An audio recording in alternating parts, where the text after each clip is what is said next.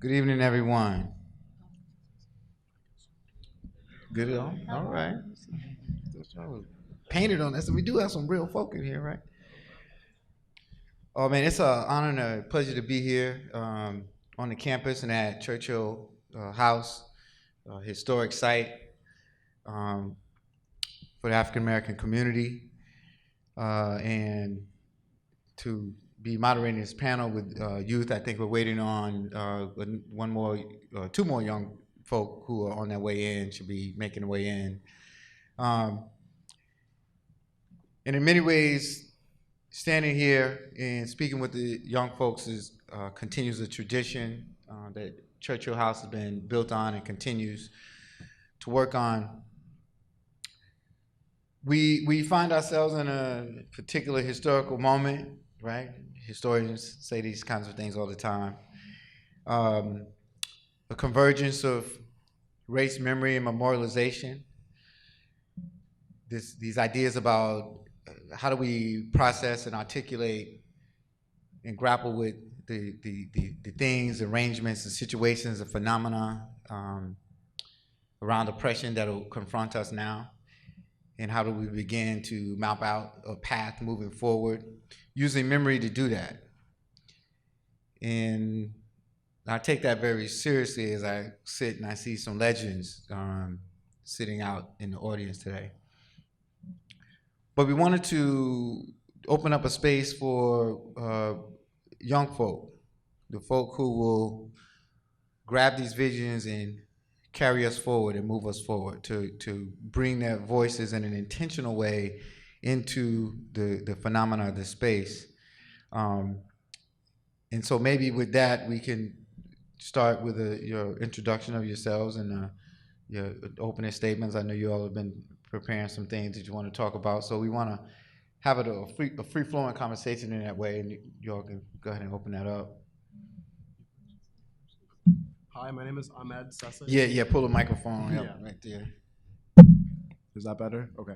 Hi, my name is Ahmed Sesse. I'm currently a junior at Classical High School, and I also work as a partnership coordinator at Providence Student Union.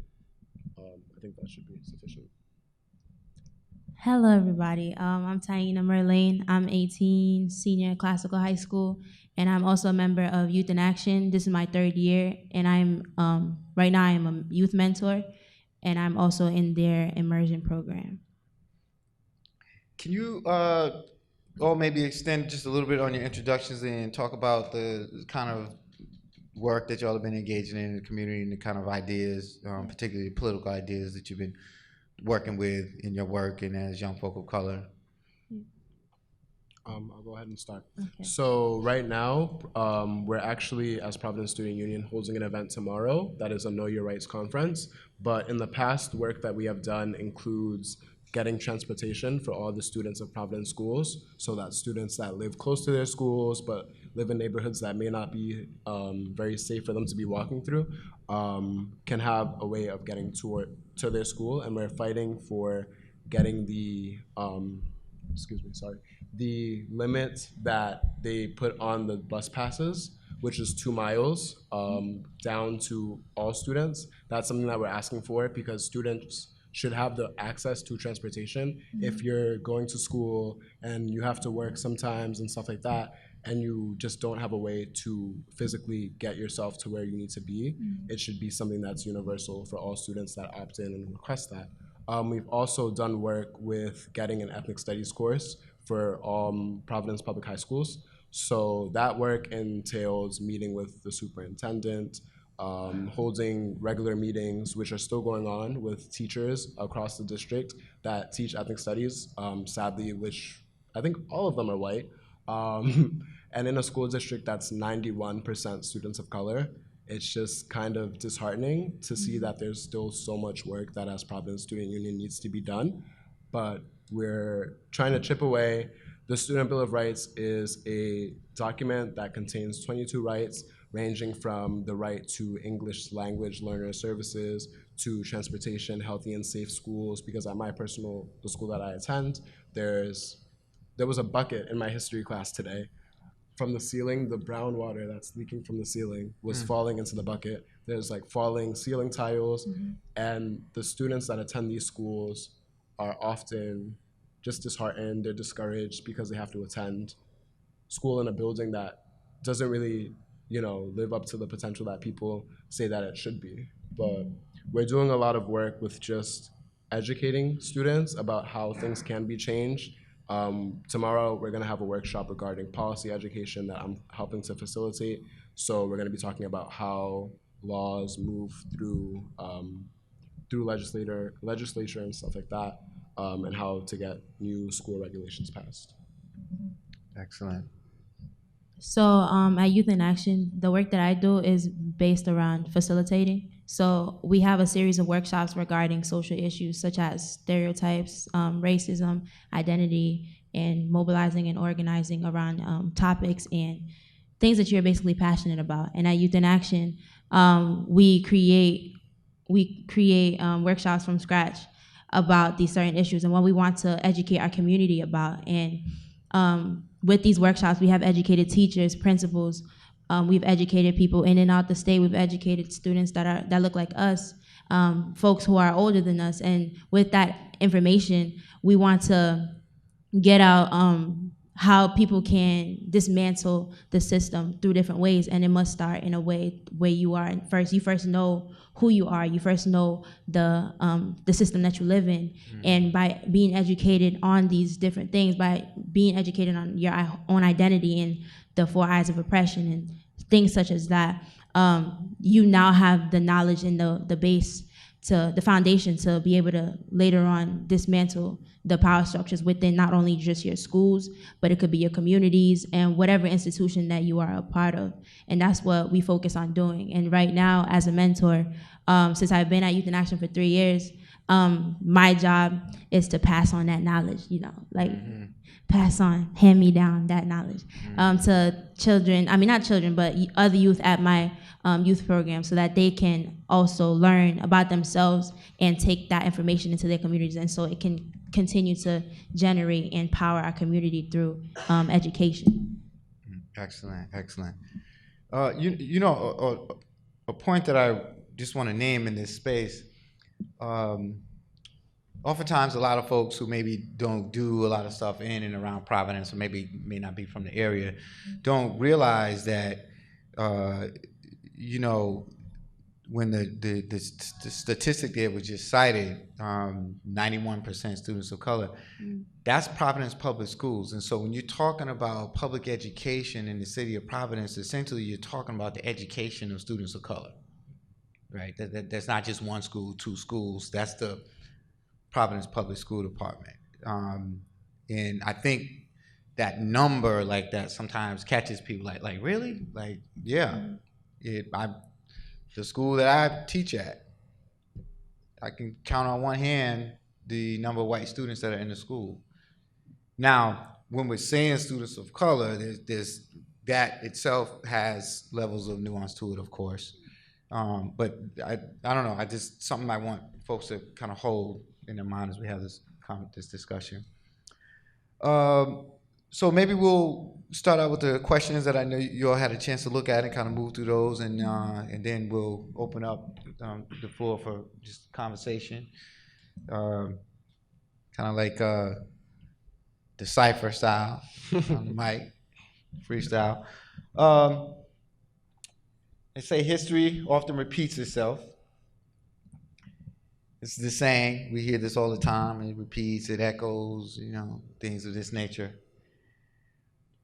But in what ways are young people of color confronted with white supremacy that might be different from how their grandparents experienced it? So how, when you all are confronted with these issues around race and white supremacy, how do you see and understand that and deal with that differently than what maybe your grandparents or folks a generation behind wrestle with that? How much time we got? Because we could be here all day.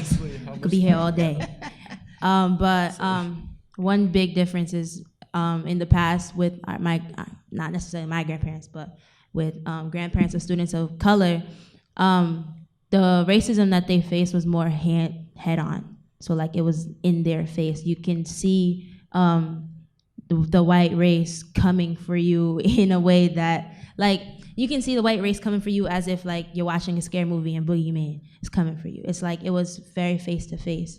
And I feel like the difference with now is very subtle. And if you're not looking and if you're not really paying attention, you can easily be caught in a system of oppression and be complacent with the system of oppression.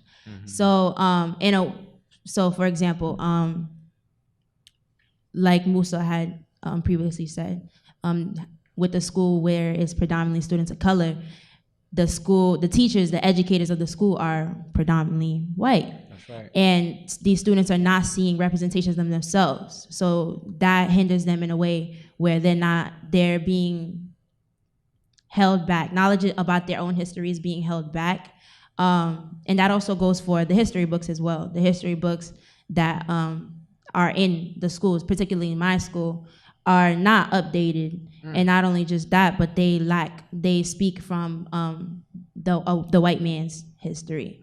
And the only part of history that consists people of color is a part of extreme oppression, such as slavery, such as the civil rights movement, such as these eras in time. Like there's really never any triumph or in these books, or whenever we learn about the Egyptians or the African cultures, it's half a chapter or a little paragraph, and that's all you gotta know. And I feel like that's one way we suffer from it, is being withheld, is our history is being withheld from us. Our champions, our kings and our kings and our queens are being withheld from us. And all of this plays in a system of oppression that runs so deep. And when you think about it, it makes it even harder and harder to even grasp the idea of, can I ever take this down? Because it runs deeper. And when students see that they are not being represented in books, they're not being represented in schools, they begin to look at themselves in a lowly manner, as well as, could I ever be a teacher? Because I don't see somebody who looks like me in a school. Could I ever be a principal? Could I ever be somebody of a high career if I never see somebody that looks like me? Or could I ever be of royalty because I don't know any kings or I don't know any queens that look like me? So I feel like that plays a big role in the identity and how students see themselves. So when I feel like a person becomes very powerful when they understand who they are, when they understand their history, they understand where they're coming from, and that helps direct where they're going. But when you cannot understand who you are and where you're coming from and the people that came before you, you become very trapped, you become very hindered in your walk, your journey, because you don't know where you are going. So yeah, that's one thing. I'll let Musa attack the rest, you know. I mean, well, I can't really say much more, but I will also say this.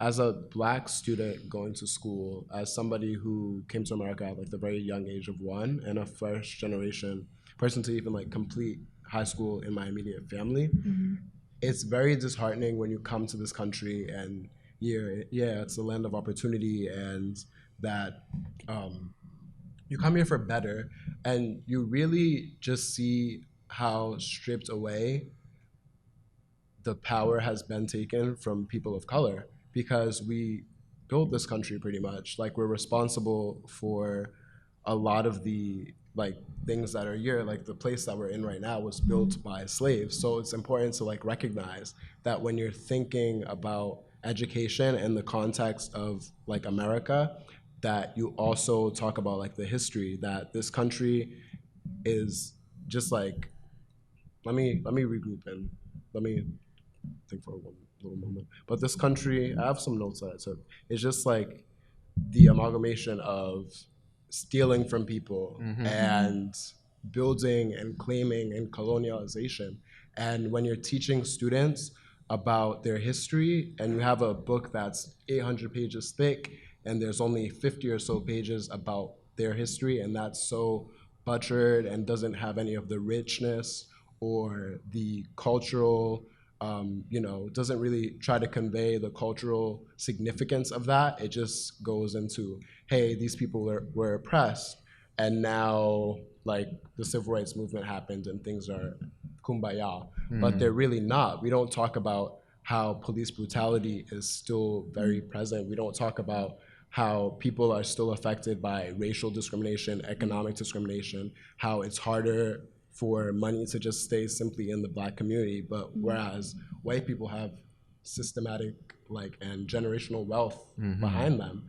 And it's difficult because these conversations don't really happen because it's faux pas or taboo for people to talk about, what holds people back, but we can't really move forward without discussing the historical context and without discussing the present day context. And those conversations do not happen in my classrooms. I have white teachers that are uncomfortable with the music that we listen to. Like, how are we supposed to relate to the person that's supposed to be teaching us and supposed to be following this, model of putting knowledge into our heads when we also have knowledge that we can contribute. We also have experience that, ties us all together, shared experience that is proof that this system is not working. It's very disheartening because I don't even have any Black teachers this year. I have one Black music teacher. Who else? That's it. One Black music, Miss Falai, but she's gone. So one Black music teacher out of 29 or 39 faculty, somewhere between there. And it's disheartening, in my opinion. Also, just to add on, I feel like a lot of the racism that exists for young people today lies within institutions. So when it comes to getting a job, when it comes to applying for college, that dangerous box, check your race, basically puts you in check of what you can receive, what you will receive from the system, and what will be held back from you in this system. And also, I feel like nowadays the reason why a lot of students of color are being held back is because of the stigma that comes with being a student of color. The stigma that comes with being a student of color, where they're called belligerent, they're called bad kids, they're called this, that, and the third. All of the negative connotations are being put on students of color, and that prevents them from moving forward. Like, for example, so I go to classical high school, and classical high school has a very high title in Rhode Island, and it has a lot of students, a lot of white students. It has a very big population, so I can't count the white population with my fingers because it's just that much. Whereas my next door neighbor, Central High School, they probably have like a couple of white students. And at classical high school, a lot of the teachers will say, "Oh, if you're acting up, I'm gonna send you to Central." And it's like Central is comprised of predominantly students of color. So like, what are you trying to say about students of color? That's right. Are you calling them uneducated? Are you calling them belligerent? Are you calling them baby-based kids? Like what are you trying to say? And it's like, no matter how, every day is like a fight going to school. Like, I can only imagine what it would be like to be a student at Central, having to constantly fight for your image, because if you do one thing wrong, you are reflecting everyone else that looks like you. So like, if I get into one fight, all Black kids are cannot be controlled. If I don't do my homework, all Black kids are not being responsible. So it's like you're constantly having to step on eggshells because of the stereotype that runs with being a student of color. So it's very difficult in that manner, because now we're faced with the subtle racism, the stereotypes, the little microorganisms, the microaggressions that comes with being a student of color within not just Rhode Island, within the world, within the United States, in these institutions. It would have been interesting if you said, teacher person, when you act up, where are we going to send you? Exactly. True. Right? You're sending me. Another school, because the union. Yeah.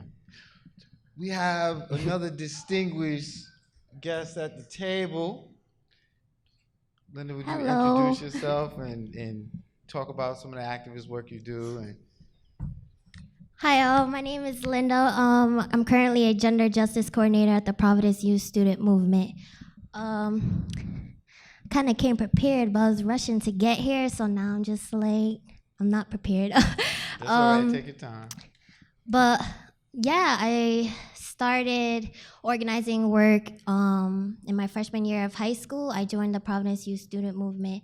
But before that, I didn't even know how the society and the system impacted people of color.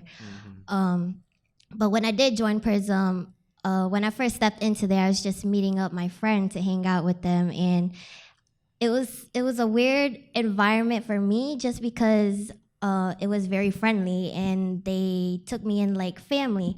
And I let them take me in as family, and yeah, they educated me on my Southeast Asian culture and history, in Providence and the Vietnam War, and that really opened a lot of stuff for me and connected my life with a lot of things. And now they're like second family to me. My first year in high school, well, my first campaign was the CSA, which is the Community Safety Act, which basically holds police accountable in the city of Providence. And that took us 4 long years to win, but that was the most growing experiences that ever happened for me. Because I got to work with a lot of old folks, elder folks, young and elder folks, and young folks, and undocumented folks, queer folks. It was a really good experience for me. And yeah, currently right now, I founded the Young Women of Color program in PRISM because I've seen that there was a lack of women empowerment in our organization, and I brought that up, and now we're doing something about it. So we're fighting for gender justice as well. Yeah. Yeah, no, thank you. I'm sorry, I gotta say, y'all, that this is a special moment for me because 2 of these folks up here have been a part. I run a Black Studies program in the community, and so 2 of these students are sort of like alumni of this community program. So to be sitting here with them and having this conversation, I almost feel like crying. It's okay to cry. That's right, that's true. Let's look at question number 2. We had a second question we wanted to talk about. And Linda, I know you just came in. You had the questions. If you want to speak to any other ones in particular, please feel free to do that. The second question is, how does the understanding of the past help young activists challenge institutional racism, right? How are we using history to challenge these institutions and structures that you all have already named here today? You want to go? Yeah, I'll go Yeah, ahead. yeah, go ahead. Y'all took Go the ahead, the spotlight first.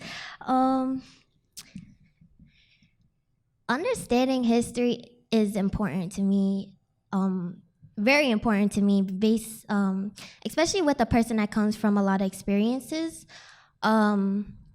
because the experience that I came across have been experiences that I've never really known why they came to me. Like, why were these cards dealt to me?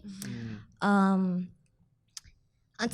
I started researching my history, learning about the Vietnam War, learning about how my parents came here, and just kind of trusting my parents to talk about that with me, because kind of bringing that up with them and asking them how like the Vietnam War was to them, or the Khmer Rouge, I'm Cambodian, it's traumatizing and like re-triggering for my parents especially.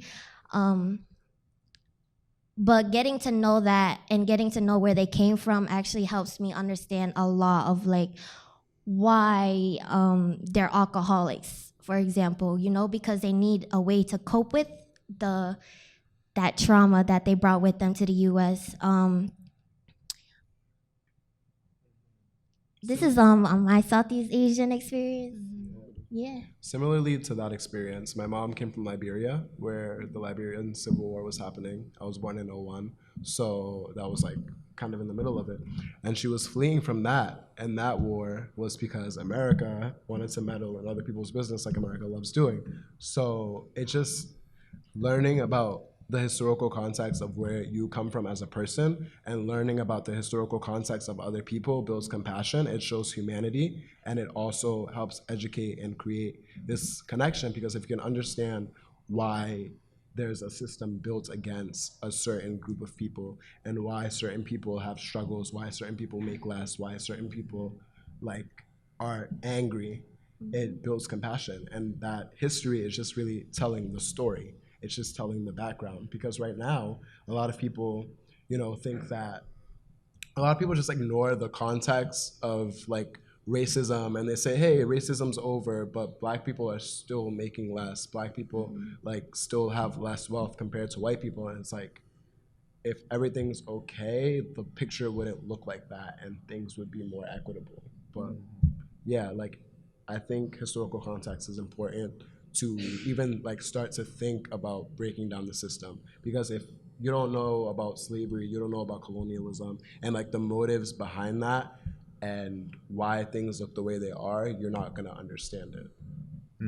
I also feel like understanding your history is also, well, for me, it's very motivating to continue to do the work, to continue to fight for better, because we all know that the movement isn't over, and it hasn't been over. And the fact that people who came before us died, took this movement to the grave, it's more motivating now, because it's we get to pick up this baton and to continue to fight for something that was never fully solved. And I know whenever me and my mom watch slavery movies like 12 Years a Slave, we get really angry. Or when we watch Selma, we get really angry. And I think that anger drives me to continue to change how people who look like me are being treated, and how the system is treating others who are oppressed. And instead of, what was said before, it's also good to have that that education as foundation, because you don't know what you're fighting for unless you know what you're fighting for. So knowing where we come from, knowing the good, the bad, and the ugly, people who have been killed for this cause, but also people who the history that we don't know about and that we're learning now. Knowing these things are more motivating, because knowing that I come from Queens, knowing that my brothers and sisters who died in the civil rights movement, knowing this stuff makes me fight for more, makes me fight for that change, makes me more hungry for better. That's right. That's right. Were you going to add something, Linda? Oh, no, you were just nodding in agreement. No, that's powerful. So we had another question here that we wanted to use to help think about how we move forward. We know that young people harbor, always processing this incredible creative energy, and then when that interfaces with the technologies that we see on foot, something new gets created. And so we thought we would ask you all to respond to talk about how you all as youth creatively use social media to create your own memorials around resistance, around racial violence, right? So there's this idea of history, but you all are also creating right now in real time, and social media, as we know, is ever expanding platform to do that. And so how do y'all use that? How do your friends use that? How do other young folks? Hashtags. Yeah, I was just about to say that. No, but for real though, hashtags is powerful to use. Hashtag Black Lives Matter. That is a powerful statement. Yeah, it's a movement in its own hashtag. But one thing that I do want to bring about is those that don't have access to social media as well, and how can we find ways to find those youth or those people that don't have access to social media, because most likely if they don't have access to social media, they are mostly the ones that are directly affected. So I guess for me, for example, I have this clothing brand that I came up with, and it's called Ghetto Roots. And and Ghetto Roots aim to find these directly affected people that came from the ghetto, and our roots, like our theme is resilience. So like always being able to get back up no matter like what happens. And like clothing is like one of a way I can use it to brand on social media, but also brand it at events like my New Year's during the temples or like schools, public high schools. Yeah. How do we get some ghetto roots now? You got some out in the hallway? Yeah. Can I get some ghetto roots? I got y'all youth, but y'all got how to pay. Oh, that Brown got to pay, right? That's the Brown got to pay. I know y'all got money. reparations. Honestly. Yeah. Okay. Now we'll definitely let Brown know how they can get their hands on some ghetto roots. You know, use that Brown money. I ain't mad at that.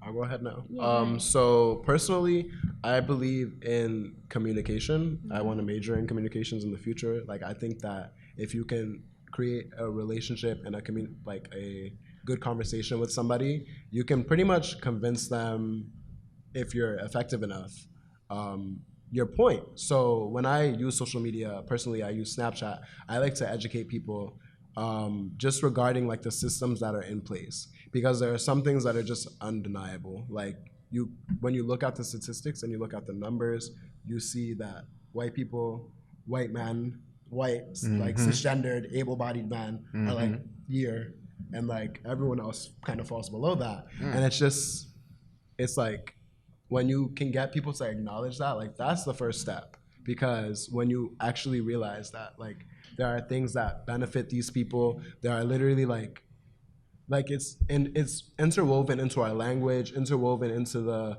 behaviors that we have like subconsciously.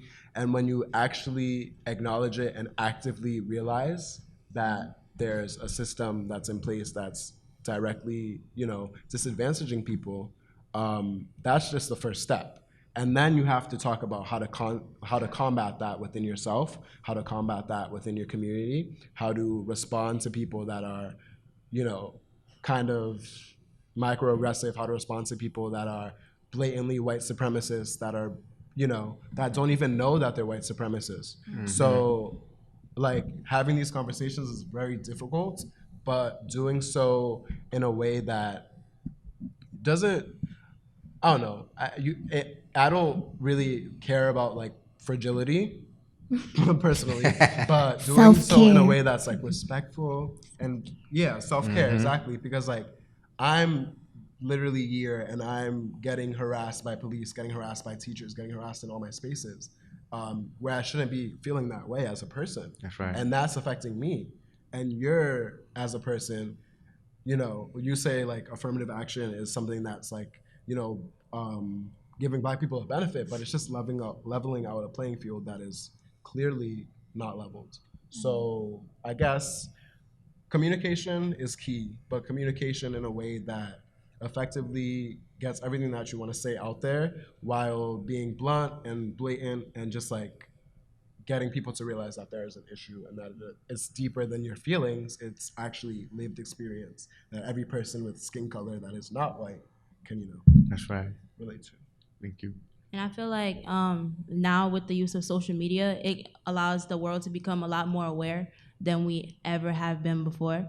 So like when people go and record interactions between a police and a person of color, and now you see the brutality. Now it's not just like talk. It's not just somebody saying, "Oh, I was harassed by the police," and being told that they are lying. Now it's like you can see it, and seeing is believing. Now you can see that this is happening to our people, like we are being massacred. And I feel like social media also acts as a safe haven for people of color. So like when you go on Instagram, when a person has died, is a victim of police brutality, they have that picture of that person. They say their name, hashtag so-and-so, hashtag Mike Brown, hashtag Trayvon Martin. And it allows us to create these memorials because it allows us to never forget that these people have died in this way. And I feel like in history, a lot of names are forgotten because they were never properly memorialized. They were never properly documented. Like people will probably say their name in the newspaper, and then the next day there's a new newspaper. Right. But now you can go back into the history Right. in your browser history. Right. Is what I mean. Right. You could go back into your browser history, and you're like, Yeah. I remember I looked at that, and now it allows us to continually create like a timeline of what's been going on. It allows us to track what's been going on, and now people can't tell us that we're lying. People can't tell us that we're just talking, because now we're putting this out there. For everyone to see. Everyone is on, like, a lot of people is on social media nowadays. So it's like, if you are on social media, there's no way that you cannot see that this is going on. So it allows people to become more aware. And I also feel like I said before, social media acts like a safe haven. So like when something goes wrong in the community, if you ever heard of Black Twitter, everybody, Twitter. They come together. And it's like through social media, young activists, young people come together, and they are like liking and sharing and liking and sharing, and the more views, the more people that are becoming aware, the more comments, the more, and it allows discussions to happen that people can't usually have face to face. So a lot more people feel more comfortable being behind a screen and just talking, and you get the good, the bad, and the ugly in social media. So you get people who are slandering, but you also get people that are constantly motivating you. And I feel like social media, like Musa said, it allows for communication to happen. And then that's the key for us to move forward, for us to move in a better spot in this century, is because technology is advancing, is because social media has become such a huge platform for people who are not only being victimized, but for the other people who are seeing it and they're sharing it with others. Go ahead. So social media is powerful, of course, but I think one of the things I learned from my organizing experiences is that social media is not going to cut it when it comes to the movement. And I say this because it's easy to scroll up social media and be aware that there's police killings and all that, but when it comes to behind the scenes of organizing, it's really those strong relationships you build with people, the bonds, the ties, being mindful of others and where they came from, and just building that strong connection with them and being like, hey, you can trust me and I can trust you and I'm not gonna judge you. And I'll help you along the process of organizing. So it's like being a leader and being able to make that step to be like, hi, my name is Linda, and say I'm outreaching for an event, like, because I feel like if you was to be in person with somebody talking, you'll share those mutual feelings with each other. You'll feel those emotions with each other and relate with one each other. It's easy to do that on social media too, but meeting the person, I feel like, gives you a more stronger connection. And then connect on social media and see what y'all can do from there. But I've met a lot of powerful youth from throughout the country, and building those relationships with them and having to network with them and see what they're doing in their hometown and city has inspired me a lot as a person, because like hearing stories from Chicago and Detroit is not like Providence, of course, but hearing from somebody that came from that city and town, it's like it's for real, and that's what gives us the drive to, like, hungry for change. We're so hungry for change, because seeing stuff like that and hearing stuff like that personally, for me as a person, has motivated me and touched me a lot in the work that I do. Thank you. I just want to say that, we obviously have three sensational folks here speaking to us now, but as someone who works with youth in the city of Providence and other parts of the state, and have been for a while, there's so many more young folks that are as sensational as them, so that there is hope. I don't want y'all to feel like we just like cherry pick, the 3 stars. They will tell you they have friends and comrades that could have also been sitting here with them, and so we're honored to have them speaking, y'all speaking to us today. We have a few moments left to open up for a little bit of Q&A. You have some questions you wanted to ask or things we could share here in this space, we can open up the floor to that. Yes, sir. Good afternoon again. Good afternoon. Just a couple things here. Did I understand you just correctly say that there's 91% of the students 91. You can check the school department website. are people of color? Mm-hmm. Yep. And my follow-up questions to that is, where do the white students go to school? Is it private school, charter schools? And why isn't the population more mixed? And what is the population of demographics of Providence, especially as it relates to school? I should have done the homework myself, but I didn't. Well, personally, I'm not sure where the white students go. I mean, I did some visits when I was applying to high schools to Wheeler, and there was a lot of white students there.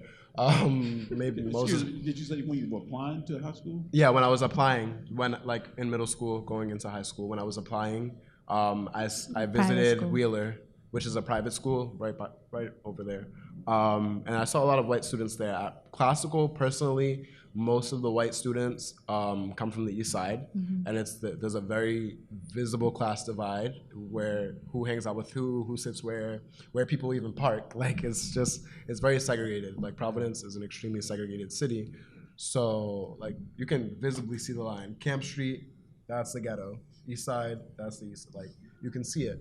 So, I mean, I'm not sure. I wouldn't be able to speak on it. But those are public schools they go to over there, aren't they? Yeah, definitely. But the demographics just like don't really, based on like where people live and where they go to school based on like where they live, and Classical like is in the south side. So people from the east side that want to go to Classical have to travel from the east side to go to Classical because it's the top school in the state. I'm not personally sure though where white students are. I think there was a post that, or a blog or something, I don't know. It recently came out and it was like saying Rhode Island schools are actually racially segregated.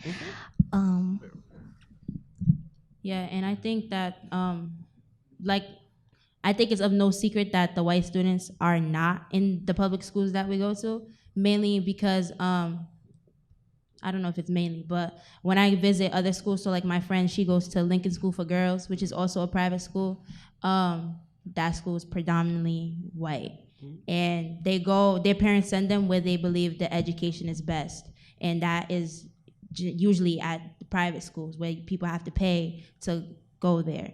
And so that's where you'll find a lot of white students, whereas public schools is for free. So the education is not as up to par as a private school would be. So that's where the students of color who have parents who can afford a private school, that's where they go. So it's like very divided. So you'll walk into Central, mostly students of color. Walk into Wheeler, mostly white students. So you can clearly see where they're being drawn to, where they're more drawn to. Mm-hmm. Is there another question? Just to add to that, you can get a sense of Providence is the most diverse space in the state of Rhode Island. So outside of Providence, it's pretty much white.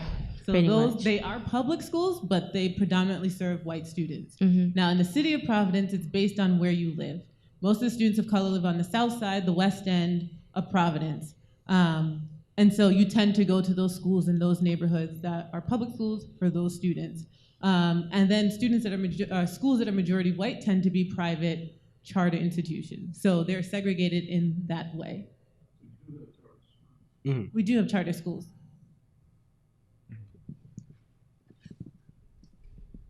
So this was partly what my question was about. So I'm a white product of Providence schools. I grew up on the east side, and the public school that serves the east side, the predominantly white part, is Hope High, one of the worst performing schools in the state. It was taken over by the state. And there's a real clear knowledge amongst the white parents in this neighborhood that you need to figure out by the time your kid is high school aged where they're going because you don't want them in the public school. And this was part of what my question is about, is that Providence seems to be the model for the future, where there is this whole apparatus of non-public schools for both white students and the best of the non-white students. And then the public school system is left to be sort of the warehouse, what the state thinks of as the warehouse of the rest. So what my question was what impact do you as students of color feel from this intense stratification of education in this city, besides the obvious lack of resources that public schools suffer from? I'm not gonna speak on my experience, but I wanted to say something earlier when y'all were working on the first question, how you brought up what the teacher said in classical, like, don't be Lake Central. That hurts, like, and when I say that hurts, I say that hurts because my friend, I was just talking to my friend about this, and well, not about this topic, but I was like, how did you not know that? And my friend immediately responded with, I'm from Central. And it's like they put that stigma into the head saying, since I'm from Central, I'm stupid. And it's like continuing that, it's not answering your question, but it's like an example of like how that affects students, especially in the public schools. And then when you add on top of that the quite shitty condition of our buildings, where it's literally raining from the ceiling, there's like random repairs happening here and there. We're also working on school construction at PSU right now, and it actually would cost $2.2 billion to fix all the schools in the state of Rhode Island and bring them up to good, and then to maintain them for the next, I think, 5 to 10 years. And the state has only approved $500 million. Seth Magaziner, the treasurer, approved $500 million for the whole state. To build PCTA, which is one of the newer schools across the street from Classical, it costs $88 million just to build that school. And the school's state-of-the-art, has a huge auditorium, huge field house with all the works. And it's just like, when are we gonna like acknowledge that like there just needs to be an inherent change in the system? And I know that doesn't come automatically because there's gonna have to be meetings with superintendents and this and that, but the work can't just be done by the youth. I mean, it has to be, we have to be advocated for. We have to have people in those spaces to have the hard discussions that need to be had. And everyone knows that Providence schools are in very poor condition. A whole architectural design firm went through all the schools, listed all the things that are wrong with them, all the pipes that need to be fixed, all the brown water that they found, all that. And it's like students are going to school every day forced into conditions that aren't really fit for anyone to be learning in, conditions that haven't been updated since God knows when. When you look at Massachusetts, they've done bonds to fix their schools for the past 7 out of 10 years, of the last 10 years. Rhode Island has not passed a bond to fix our whole school district as a whole in the past 30 years. And that's what I heard from the treasurer himself. So I guess calling attention to the issue, I don't know what else we can do, because I guess at this workshop tomorrow, I'm gonna ask the students to take pictures of their schools, because that's what it's coming to. Yeah. That's really what it's coming to. We're gonna have to do that if we want some real change. Hashtag. Yeah, honestly. And also, can you repeat your question? I don't want to answer the wrong question, but do you mind repeating your question? What effects does the extreme stratification of education in Providence have on students of color besides the lack of resources that are given to public schools? So I also feel like it makes students less motivated to go to school. So the brown water, if I'm thirsty, I'm not gonna drink brown water, and if I don't have money to buy water, I'm gonna just stay home and drink whatever's coming out the tap. So it makes it less. It makes it a lot less motivating to go to school because of the conditions of our school, but also because the teachers are not up to par as well. So like I don't know how many teachers I went through that just could not teach the class, and they went to college. They went however many years ago. I'm not sure, but however, like there's no more. How can I say this? There's not. When I was throughout high school, I haven't really seen much passion in teaching. And I don't know if it's because they're not being paid well, but the teachers themselves are not teaching at a level where the students should be learning. And I can't say not a thing that I learned from chemistry, because I did not learn a thing from chemistry. I can't say a thing that I learned from algebra 2 because I did not learn a thing from algebra 2. And it's like teachers are in these schools, in these public school systems, are no longer motivated to teach their kids. And I won't say that's all teachers, but there are those few that do not enforce that teaching, like learning is power. Learning is powerful. Learning is beautiful. And you don't really see teachers that are like that anymore. Now it's more teach to the test so you can get out of here. It's like a cry. So the curriculum is so stuck, it's towards standardized testing. And it's let me teach to this so you can go to college. That's the next step for you. Whereas when you go to these private schools, these kids, there's some kids who probably don't want to go to college. Maybe they want to study music and stuff like that. And they are exposed to all these different things. And these teachers, they're being paid well. The buildings are in a lot better condition. So the kids are going to school and they have this beautiful building. And they have, so, right? Let me say something really quick. So I went to Lincoln School for Girls, right? And I had lunch at Lincoln School for Girls. And I could recognize everything. I knew that was corn. I knew that was beef. I knew that was steak. They had steak. And to even have that luxury of food at a school that is private, it's like, it makes me more motivated to come to school, makes me more motivated to learn. Like, Miss, can we get to chapter 5? Because I'm really trying to go to lunch next. But now it's like the food isn't great, the building isn't great, the teacher isn't motivated, and the energy that you bring to the classroom is the energy that will be reciprocated back to you. So students no longer have the motivation to be who they want to be in the future because of this disparity between these two different types of schools. I'm just gonna add one more thing. So this is some context that I didn't give. I attended Meeting Street for elementary and community prep, which is a charter school on the south side of Providence. I got in pretty much free tuition, everything like that. It's a model where there's students from all around the city, rich white students, poor black students, poor Hispanic students, all that. And it's a melting pot because all these students come here and they're pretty much drilled into their heads every day that they're here to learn, but it's in a way that the teachers communicate with you and have discussions with you rather than putting knowledge into your head and having this view of authority over you where they're the ones teaching you something. In the environment that I learned in throughout middle school, every Friday we would have this thing called Calculator Club where the teacher, or the principal actually, would just give us calculator problems like 5 to the 5th root or whatever, and we'd have to not that high, that's way too high, 5 to the 3rd root, or just so we would memorize these things and prepare us for the future and prepare us for high school, because that's the skills that we would need to know for high school. And now I'm in high school and I'm about to start applying to college, and I'm learning a lot of things that I feel like won't really apply to my future.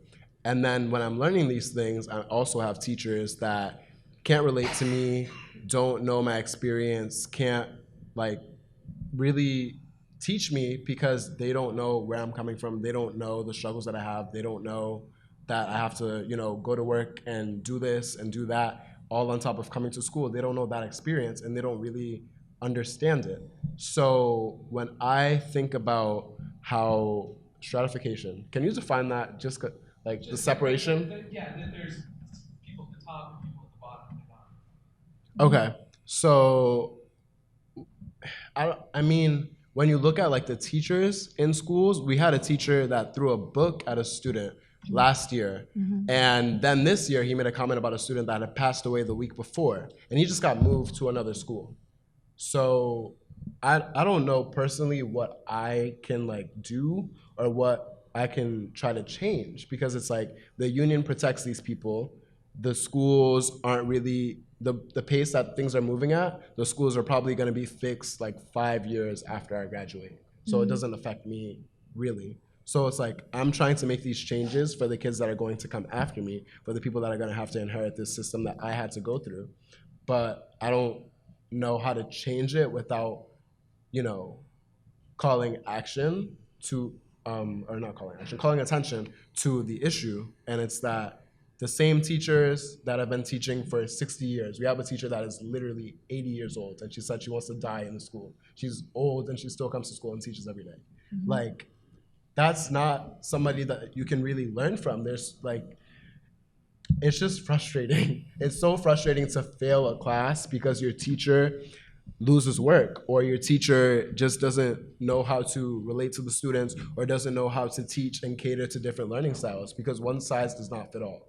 And I don't know, it's frustrating. It's frustrating for me. I can't speak for other people that go to different schools or that have another experience. Like, I can't speak for PCTA students because they're learning about career and technical stuff, and that's different, but it's not the best school in the state. So I don't know. I think we have one last question over there. Hello. Thank you for talking. I learned a lot. You are very intelligent. I'm from Brazil, and I want to ask you if you have contacts, if you have links with youth movements from other parts of the world. Because I think that learning, listening to you, I could identify some problems that are very global in different parts. In my country, for example, the violence against people of color, the problems with schools. Then I want to know if you have these links with international global movements. Thank you. So that'd be dope, but we don't. I'm gonna be honest, we don't. And I've actually never really thought about that. I learned about students who are from other parts of the world who are doing things in their own country, like Malala. But we've never really gotten any kind of encounter with other organizations, but that would be really interesting to do. So yeah. I think a lot of organizers and like a lot of youth activists, it takes a lot of our capacity to do global work, as well as like the change starts within yourself, but where you're at in your community, which is locally. But yeah, I think linking up with like people from all over the countries, and sharing like the similar struggles that we face and the strategic ways that we push back against those issues is important to definitely like connect with other folks from different places and see how they push back against issues that we're fighting against. Yeah. At Providence Student Union, we attend workshops. The last major one I went to was Free Minds, Free People in Baltimore, Maryland. And it's an ethnic studies conference where people and students, educators, all gather to talk, lead workshops, facilitate, discuss. And it's great to be surrounded by like-minded and, people with the same vision in mind as you, but not everyone in the world will have that same vision in mind too. So it's like, I definitely understand and value having discussions and like brainstorming with people from other places, because you'll find that like there's a lot more commonality than differences when you're discussing things like oppression and stuff like that. Because the people that are systematically oppressed, there's only really like one subgroup that isn't like oppressed in some way, shape, or form. So yeah, I think that brainstorming and discussing with people from global destinations is actually, that's a dope idea to, come and think about new ways to approach things, and just see how other people are doing their work. We have a round of applause for our panelists here, sharing knowledge with us.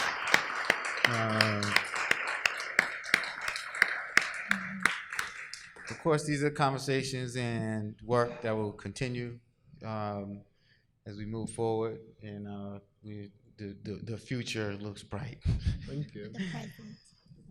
Thank you all. So welcome everyone to the last panel of the first day of the Race, Memorialization, and Memory Conference at Brown University, presented on the occasion of the 5th anniversary for the Center for the Study of Slavery and Justice. These conferences are not at all easy to put together, least of all for 5 years in a row. So if we could please have a generous round of applause for the center, the staff, and the students and community partners. So my name is Annie Palagra. I am a doctoral candidate in American Studies and a master's candidate in the Department of Art, the History of Art and Architecture here at Brown. This evening, I'm really pleased to be part of this panel, the concluding conversation on the theme of visualizing slavery, the Middle Passage, and the African American experience, with two incredible artists and makers, Jessica Hill and Bob Dilworth. This panel seems particularly fitting, not only as a space to consider how artists, writers, and performers and others have worked to articulate and give weight to what Christina Sharp describes as the modes of still being while still here in the wake of slavery. So I'd ask us that we would think about that together in this conversation. Now, of course, you all are not here to listen to me, so I'm going to begin by introducing the panels with a few just brief bios of letting you know who they are, and then I will actually turn to them to ask them to offer some remarks and share some thoughts, and then we'll return to some questions that I have prepared, and then open up for audience questions as well. So first, at the very end of the table is Jessica Hill. She recently received her BFA in printmaking with a minor in art history at the University of West Georgia, and is a recipient of the 2017 Emerging Artist Residency at Atlanta Printmaker Studio. Her work focuses on how we view others through the prism of race, gender, and sexuality. It explores and celebrates the differences among the human race, examining themes of class, religion, and different cultural patterns. She uses woodcut, screen printing, painting, and mixed media methods to create her art. Her ultimate goal is to dismantle the barriers that keep human beings believing that we are separate from one another. She is the 2018 Highmark Artist in Residence at the Center for the Study of Slavery and Justice here at Brown. And her exhibition is up, so you should go see it. Bob Dilworth has won numerous awards for his art practice, including a 2014 Rhode Island State Council for the Arts Fellowship in Painting, as well as grants from the Rhode Island Foundation, the University of Rhode Island Center for the Humanities, and the Virginia Commission for the Arts. He earned his MFA from the School of the Art Institute of Chicago. Currently, he is Professor of Art in Painting, Drawing, and Design in the Department of Art and Art History at the University of Rhode Island, where he is also the director of the URI Main Art Gallery and was recently appointed Interim Director of Africana Studies. Now, in the background, I do have some slides, some images of works from both artists that will just be going on a loop so that we can have something to enjoy as we listen to their remarks. So we'll turn it off if there's some. Jess, would you like to go first? Okay, sure. Okay. Thank you for having me here. I'm very honored to be here. I guess when thinking about the show that I've been working on, I kind of just was first interested in just feminism. I had watched a documentary about the documentary is called It's a Girl, and it basically just describes how hearing those words is still pretty much the worst thing a woman could hear in third world countries. So I started exploring just other women of other nationalities, and after I did a few pieces, I kind of was just, I said, I haven't looked at myself, I haven't looked at my heritage, I haven't looked at my people. So I began to explore Africans and different tribes, different customs, even different folk tales. I got a book for my daughter because I just wanted her to have some stories about African American girls and women, and so it just began to unfold. It just began to come to me, and also things that kind of shaped my work. I was able to study abroad my senior year in college, and I went to France, and we went to Versailles. And the tour guide gave us a nice tour, and she informed, at the end of the tour, she talked about clocks, and she talked about desks, she talked about, furniture, and at the end of the tour, we ended up in the theater, and there was this piece, it was a bust, and it was of a Black woman in Roman military fashions. And I was just very intrigued because it looked so different from all the other pieces. All the other sculptures were, white stone. And this one, her skin was black and her clothing was white. So I was just struck with amazement of seeing, sculpture after sculpture of the same thing, essentially, and finally seeing something that was different. So I said, oh my goodness, what's going on here? Please tell me, do you know anything about this work? And she looked at me and said, oh, I had never even seen it, never noticed it. So I was like, really? That just struck me, I was just dumbfounded when she said that, but it got me thinking, on some levels, we're still invisible. And that's just heartbreaking, that we're still invisible. And I didn't want that. And just going to museum after museum, seeing nothing but whiteness, and knowing that people of color existed too, so where's our representation in art history? So I kind of reference art history. I'm from the South, Atlanta. My mother is from South Carolina, and my father and grandmother, they lived in Alabama, and I'm from Georgia. So just that region has always influenced me. I've always been very aware of slavery. Of course, as I got older, you learn more, your eyes are open to more. My parents did keep me pretty much sheltered. I went to all black schools, black churches, didn't really get a chance to experience firsthand racism.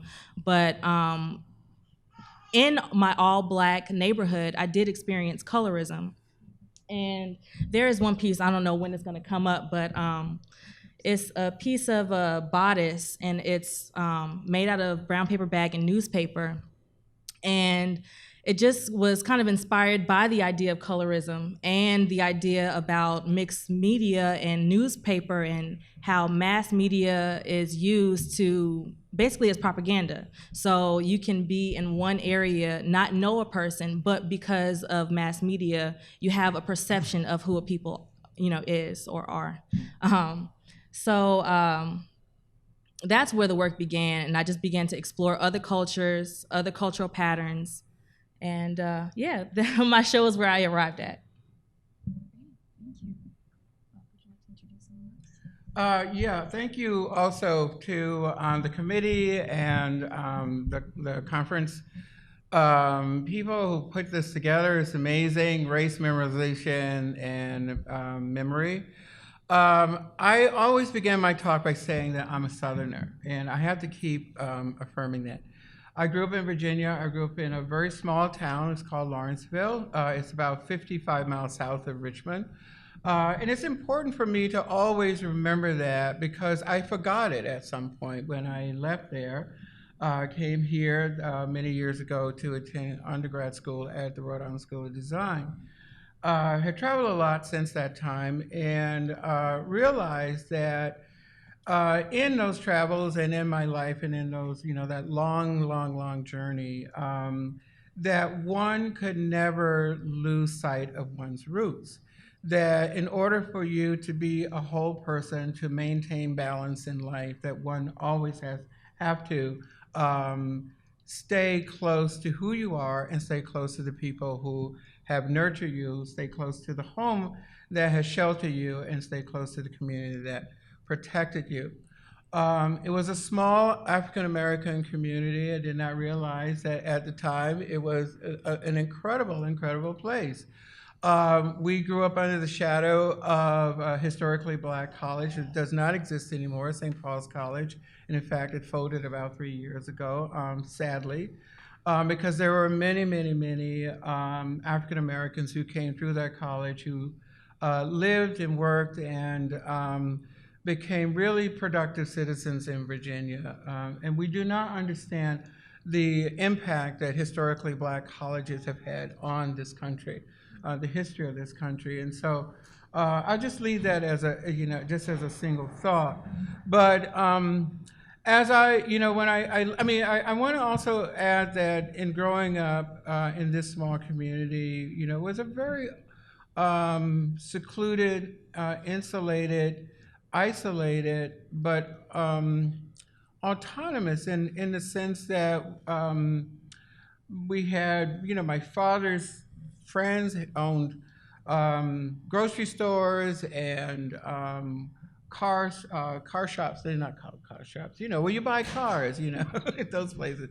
Car salesmanships. I mean, so everyone owned their own business, and my father was a contractor. He built houses, and I thought this was how the world worked. I thought the world worked this way until, as Jess said, until you leave home and you realize that the world works in a very, very different way. It's always important for me to start with this story. It's and it's a long story, and I'm giving you the very short version of it, because after you leave a town that protected you, after you leave a town that nourished you, after you leave a place where all the people look like you, helped you as a community, as the old saying. I know it sounds a little clichéic now, but it takes a village to raise a child, and it was a village who raised me. And then leaving that village, I realized that I came here, and the North was not that much different than the South, with the exception, in terms of race, with the exception that race was very, blatant and in your face. Here, it was a lot more subtle, but still very present. My present work deals with that journey, or that awareness, going back to Lawrenceville. There are a lot of lost memories there. It's a town that was, I just described the town as this really wonderful place. Like many small, southern, rural, mostly African-American towns, they're dying away. And for, many reasons, mostly economic, but the world that I grew up in is fading. And so in 2010, actually in 2009, I think, I started to do interviews of those who were left behind, trying to capture some stories, narratives that would, in fact, I thought it was sort of capturing something that was Lawrenceville, but I realized that it was a very personal journey, so I was capturing something that was really more about me and the loss that I felt. And that's another story, because we can talk about that a lot. I have friends of mine who do similar kinds of work, capturing memories through their art. Realize that the narrative changes a lot as the artist is telling the story. So while you think you're capturing one thing, you're really recreating something else. But that led to, to many things, and also led me to working with the Center for the Study of Slavery and Justice and the Middle Passage Ceremony and Port Mortgage Project, because I also had the opportunity of painting a portrait of Priscilla back in 2005. And just to give a brief history of Priscilla, Priscilla was a young slave girl. She was brought to Rhode Island, or brought across the Middle Passage at the age of 10. She was born in 1746, and she arrived in Newport in 1756 on the slave ship Hare, which was commissioned by the Vernon brothers, I believe Samuel and William Vernon. And it's an interesting story, because in some ways I think it tells the story of Jess and myself, and many African Americans who were born in the South find themselves, for whatever reason, in the North, and still going through the same kinds of struggles that one would go through in anywhere in America, I think, at this point in time. If you're a Black or person of color, no matter where you are, you're probably going to run into a lot of the same racial issues. But anyhow, Priscilla is an interesting story, because as it turns out, Priscilla landed in Rhode Island, but ended up in South Carolina, and one Thomas Ball, I believe his name is, who went to Brown, Edward Ball, sorry, it's Edward Ball who went to Brown, who wrote the book Slaves in Our Family, and uncovered the fact that Priscilla, who was a slave, also, and he was able, and the family were able to keep the records so so accurate that they located 7 generations later the descendant of Priscilla, one Tomelina Martin, who was Tomelina Martin Polite. And Joseph Apollo, who was an anthropologist, was also instrumental in making that happen. My story there, my connection there, was I was commissioned to do a painting, sort of a visualization of Priscilla that was to be installed in the Sierra Leone, this is where she was from, National Museum. As it turns out, the painting idea was too large, so they did a giclée, that is an exact copy of it, a smaller version that is that's over there. The actual painting hangs at URI downtown now. It was in a prominent place. This is really interesting story in and of itself. It was in a prominent place downtown, and then they moved it to the back in the dark, you know, because the provost, who's no longer there, we're really glad, but the provost who was there decided it was too ugly. So so anyway, but there's a lot, because there are the personal narratives, there are, you know, sort of the more public narratives. Through also my stay here, and I'm going to shut up in a few minutes, but I helped to create 2 shows. They're called Invisible Bodies, Visible Cloth, Disposable Cloth, sorry, Invisible Bodies, Disposable Cloth, and it connects the textile industry in Rhode Island to Southern slavery. And that's a really fascinating story, very fascinating story. But again, the link here and the connection I'm trying to make is that connection between the North and the South. Personal as well as very public and certainly historical. So I'm gonna be quiet because I feel like I'm rambling on. Oh, we have plenty more time for more rambles. Okay. This is what it's for. So I'm just going to introduce a few questions, and then we'll open up for questions from the audience. And I shared these questions in advance, so I hope you had some time to think about it, but I'm going to read them again for our audience. So this conference takes as its thematic focus the question of race and memory in the history and practice of social justice. Keeping with this theme, I'd like to begin by asking each of you to share how memory is a part of your art practice. Certainly, themes of memory and remembrance are evident in your work, whether in the visual content of a piece or in the physical gestures of the practice of printmaking or painting. And I'm thinking here about the gesture of the body, the repetition of line, color, print, and screen, all the habits that an artist employs in the production of a work. So both of you, and we can take turns here, can you speak more to the effect and practice of memory in your art? Do you find that these themes are active?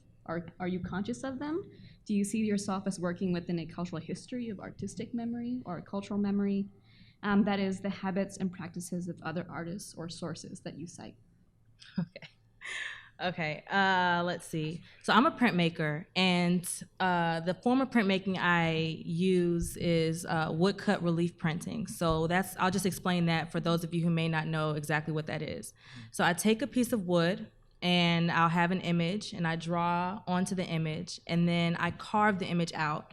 So it's very tedious, and after I carve the image out, finally, I ink it up with a roller and put ink on the top layer. And then I used to use paper, but now I've switched from paper to fabric, and place the fabric onto the wood and rub it through. If I had the money to buy a press, I would. That makes life easier, but it's like thousands of dollars, so not there yet, but one day. So I press very hard into the wood up against the fabric with the ink, and then you get the reverse image onto your fabric or paper, whatever you choose to print on. So thinking about printmaking, I think printmaking and letterpress was a form of getting white ideas across. It wasn't, as most of you know, slaves and Black people were not allowed to read. Let me get my thoughts. So, hold on, it's coming, y'all. So with printmaking, ideas were being spread And those ideas, for example, were scientific racism. And that is the belief that African Americans or people of African descent were inferior to whiteness. And so that meant that you could print this idea. Carl von Linnaeus and Blumenbach, they spoke of science with no scientific fact. So that meant if you're in Asia or wherever in the world and you see this image of a specific type of person saying a specific type of words, that means that, oh, this is what these people are. This is them. And I know that and have that perception of you without even having seen you, without having experienced your physical presence.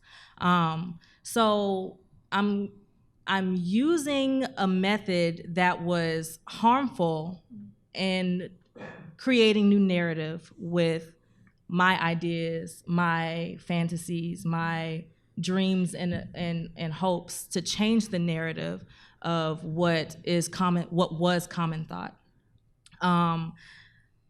Let's see if I can remember all that you said. With the lines, it is a memory. I used to go to a very dark place when I was carving.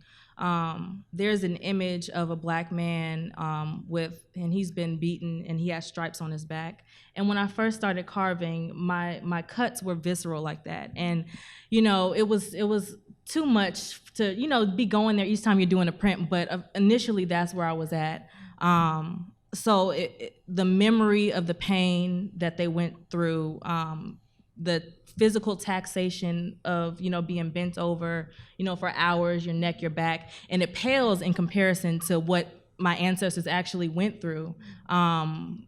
But in a way, it almost makes me desire to feel it and to go through it and to continue to produce, continue to tell those narratives, to change the history and to honor the history as well. Any questions? It's a loaded question, and I think it's on a whole lot of levels. I think it's really how do I enter this? One of the things that really changed, I think, in my work and in my life is, was wanting to go back to my hometown and sort of pick up.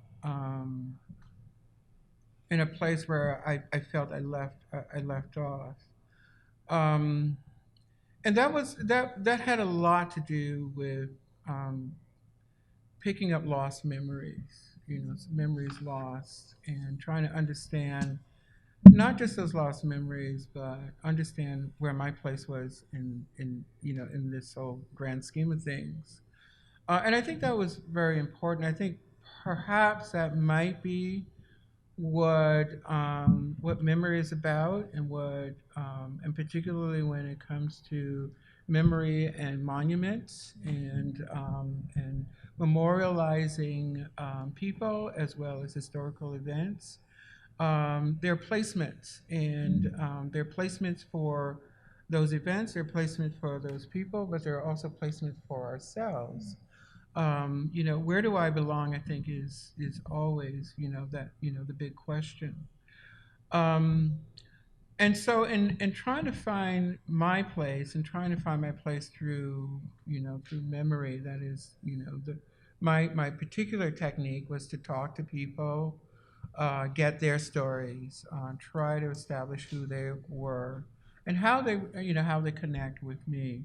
But I was also trying to find how to translate those stories, because at the beginning they were all stories that were either video, that were on video or voice recorded. So the question was how to translate those into visual narratives. Mm-hmm. And so when the visual narrative when I started thinking about visual narratives, so what is a visual narrative? What is it that you can take away from any experience that you can kind of visualize and memorialize, I guess, in some sense. So one of the things that I needed to do was to go back and kind of mine the space as well as, the people. Mine may not be a really great word, but to look at this space in terms of what I could bring back, because this was also a process of going somewhere else and then coming back to Rhode Island to produce the work. So what I do is I went and I started looking at kitchen walls and carpets and curtains and bedspreads and the kinds of things that people bring into their homes, and talking to them about design and patterns, and it's created a whole different kind of narrative. And these are African American homes, and I can't say that there is a very specific African American aesthetic. I would not go there. But I can say that, the narrative started changing. It went from, oh, I came here at such and such a year, and I married so and so, and I had this many kids, and da da da da da da da. We started talking about, well, the color blue and the color red, and why do you like apples in your, as a part of your wall design in the kitchen, and what about the carpet, and so. Conversations that, oh, my sister gave me this, or my uncle gave me this, or my father, left this, and so there was these really wonderful stories about their environment, in terms of aesthetics, in terms of this sort of visual or aesthetic environment that had a lot to do with more to do with tablecloths and bedspreads and wallpaper designs and that kind of thing.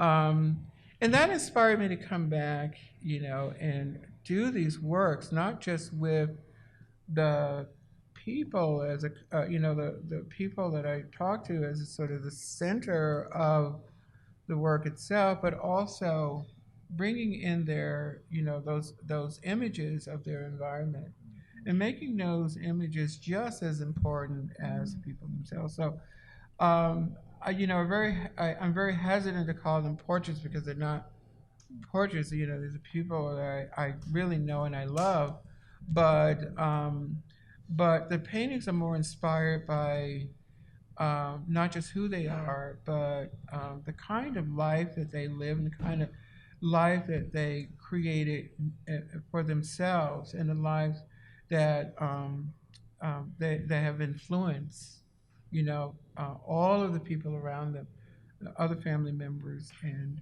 friends as well. I don't know if that answers your question, but I think it gets to something about, and I also want to, because there are many parallels, and I talk about my personal work, but I talk about the two shows, Invisible Bodies, Disposable Cloth, as a kind of, it's almost like a love letter in a way to our ancestors, a love letter to those who have gone before and who, suffered incredible pain and abuse. But it's because of them that we're here, and it's because of their suffering that I can say that, we're all enjoying some degree of a pleasant life. I don't know if you call it pleasant, but life nonetheless.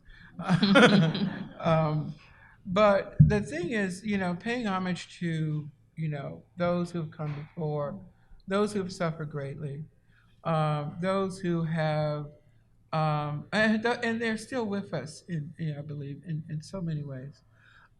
Those who have made this journey worthwhile, if you understand what I mean by that. And so, and I will add too that this show is going to move to the Waterfire Center for the Arts very soon, working with Barnaby Evans and the Rosa Parks Project. It's a whole other story. Brown's involved in that as well. Yeah, you laugh. But it's going to go there very soon and be a part of this other kind of memorialization. Rosa Parks was, again, this phenomenal person you learn so much every day about her. I just didn't know, the degree that the impact she had on this country is just amazing. So, I'll end it there and we can move on. I actually think that ties really well into the next question that I have, which was wonderful. But I'm thinking about what you had described as paying homage. The questions that I have next is thinking, again, expanding out the idea of memory to memorialization again. And we've discussed memorialization and monuments in the conference so far.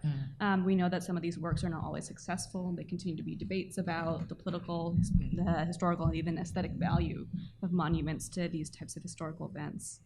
But we have also discussed the responsibilities of institutions to participate in the public memory and honoring of these lives and histories.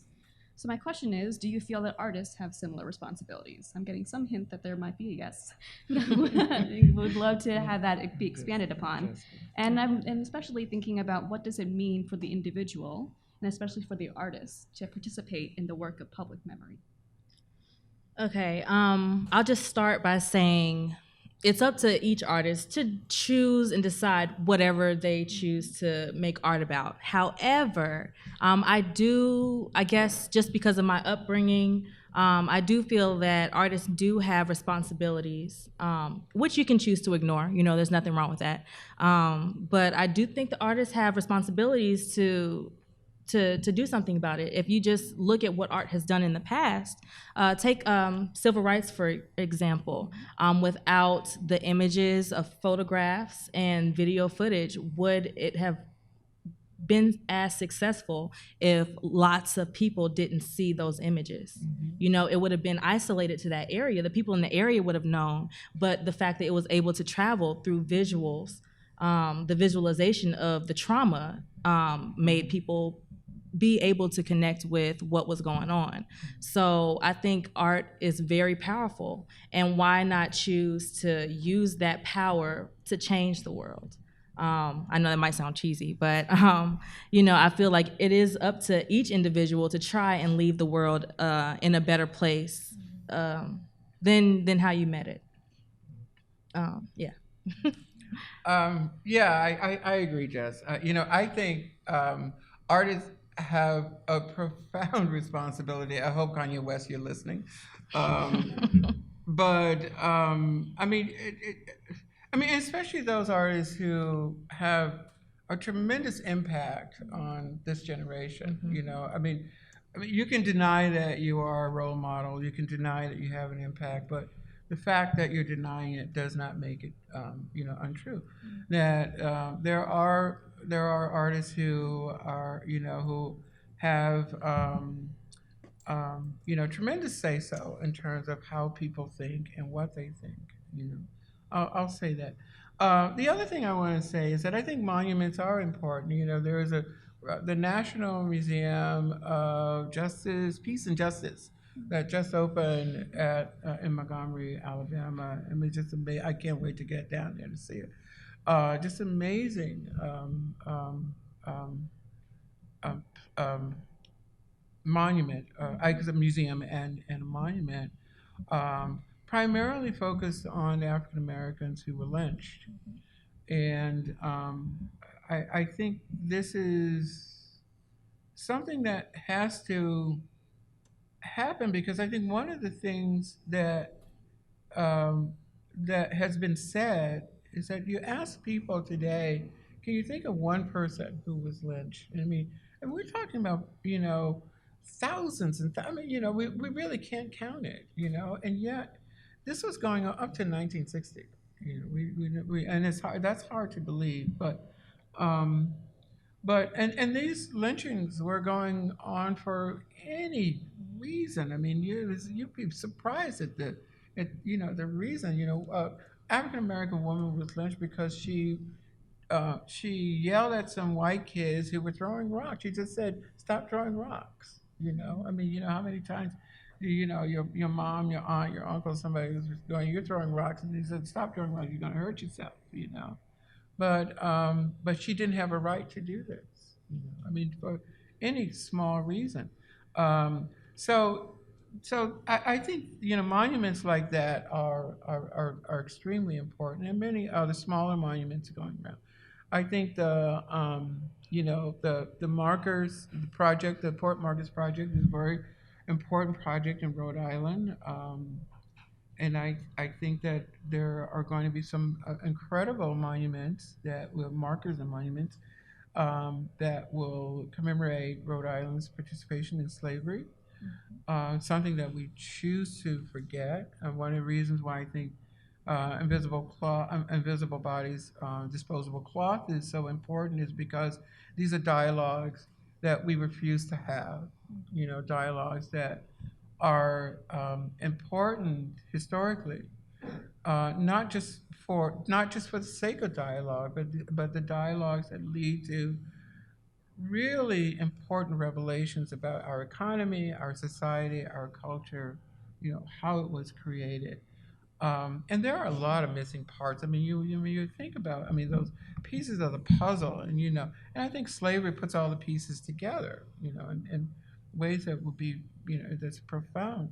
So, it's a lot of denial still going on, and I think we need to have monuments as well as conferences like this where some of the topics are difficult, yes, and some of them are hurtful, but you cannot get to a place of healing until you have those discussions. Apartheid would not have ended in South Africa without facing the really difficult history of what happened there. And we can go on and on and on. We have yet had that national conversation about slavery, and so the healing has not happened yet. Well, on that note, I think I would like to open it up to questions. I have some more, but I would much rather hear the audience, and I'm sure they would appreciate the questions as well. Oh, good. We can all go home.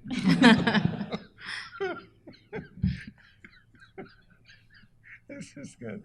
I've been in final crits all day today, so I'm surprised I even have a voice.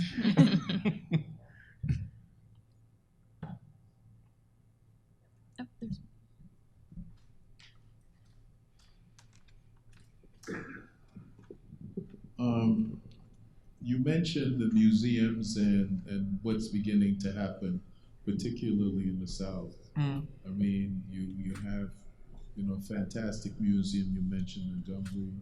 There is one in Jackson that just opened right. up. That we have in Washington, the Blacksonian. Oh my God, it's so amazing, yeah.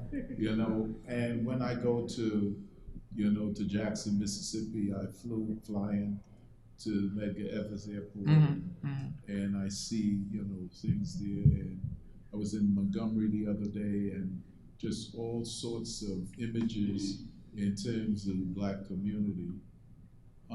What's your sense of the change of these, particularly for you, given that you came up in the South and you saw one image there? I mean, is there some dissonance between what you knew and what you now begin to see in these public spaces?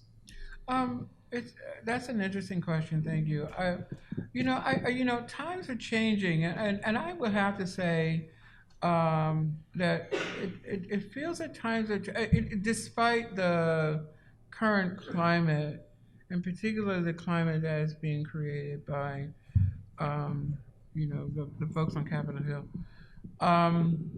But I would say that, first of all, Virginia, I'm a Virginian first and foremost, and always kind of odd to hear me say this, but I am a Virginian. My mom will be 88. We're going to her 88th birthday party next week. So, it's going to be fun, have a lot of fun. Anyway, but Virginia has become a blue state, or at least a solidly purple state that seems to be going blue.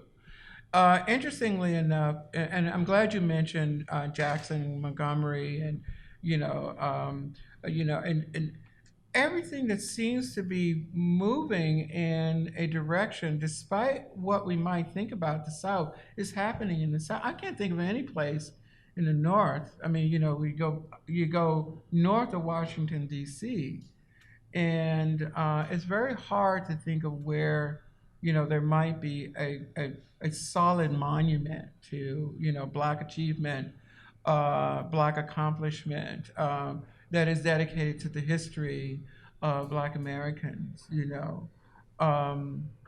And so I see the South being very progressive, in that way. Not only moving in that direction, but even when there's a conversation about Confederate statues, at least it's a conversation. I mean, I know some were even taken down. And that conversation, and again, we're talking about the conversation that America needs to have. And that's the kind of conversation we need to have. Who gets to write the story? Who gets to write the narrative? And when that person, whoever it is, who has the power and the privilege to write the narrative, what kind of narrative are they writing? And history is really mostly about, American history still is mostly about what's excluded rather than what's included, and in particularly when it comes to race, we see exclusionary measures institutionalized, that is, it's the rule, it's the guidelines, it's the academic guidelines to exclude those who are in color, those of color, still. So, and I'm sure that could be argued. There are some who might say, no, that's changing, Bob, but not fast enough as far as I am concerned. This is 2017. I think that we really need to be at a place right now way further than where we are. So thank you for that question. I was just curious about thinking about notions of the gaze and the politics of that.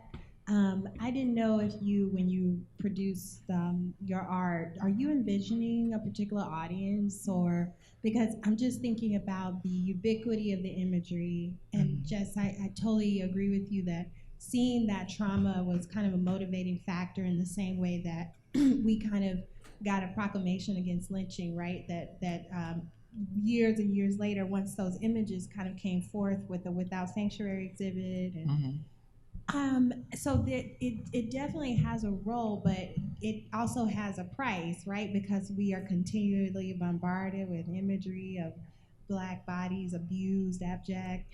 And what I find so interesting in both of your work is that you do a lot of different approaches with that, but still you're projecting the Black body in a way that we can see it differently. And so I was wondering if you had taken into consideration who's looking at your work.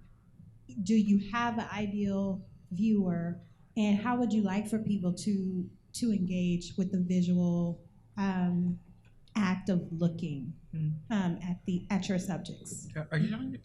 Is that for both of you? Oh, both. Yeah. Okay. When I'm making art, I want everyone to look at the work. With what I do, I highlight the history of the past. I try to be as truthful as I can, but I also want to empower the present and the future. So, and there was a piece of art by Betty Saar. It was called The Liberation of Aunt Jemima. And it's where, it was a very layered piece. And so it's this mammy archetype in blackface. And I think she's holding a broom in one hand and a rifle in the other hand. And in the front of her, there's another picture of the mammy archetype, and she is holding a white baby, and then her skirt is made out of the Black Power fist. So it's using the stereotypes, and it's furthering and giving her empowerment and giving her strength. So I try to approach my work like that. I don't want to pretend that, things didn't happen when they did, because I feel like that would be just a disservice to the people who came, my ancestors, the people who came before me and went through so much. I have to keep telling the stories. I have to keep re-envisioning their stories with a different narrative. And yeah, it just becomes this this ritual for me, where I can re-envision their stories and retell them in a way that gives them strength and power, which they had, but it was very limited. We were talking about the gaze. Is that the visual gaze? I approach my work with, I'm not sure exactly how I'm going to say this, but our story is an American story. It's not a black story. It's not a white story. I mean, we could certainly say that there are the details of it, and we can. We can talk about the community we grew up in. We can talk about our family. We can talk about our friends and things like that. But I think that one of the things that, I mean, and everybody can chime in on this too, but I like to think that it is an American story, that the work that I do is a work, or the paintings that I do are paintings that anyone can look at and anyone can relate to. Yes, the figures are black because that's my community. That's my family, those are my friends, and these are the people that I want to talk about. This is the narrative that I want to promote. But they're also Americans, these are people who shop at, well, Safeway, or A&P when I was growing up. Or Stop and Shop or Shaw's, and I like Stop and Shop. I don't like Shaw's, but we'll get into that later on. Oh, that creates a real fight around here. But these are people who they take their shirts to the laundry when they need cleaning. They drive to work. They send their kids to school. The things that we all do. Our lives are no different.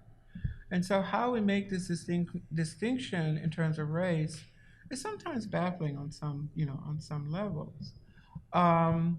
But when I'm working, and I understand the history that is riddled with all of the racial injuries, and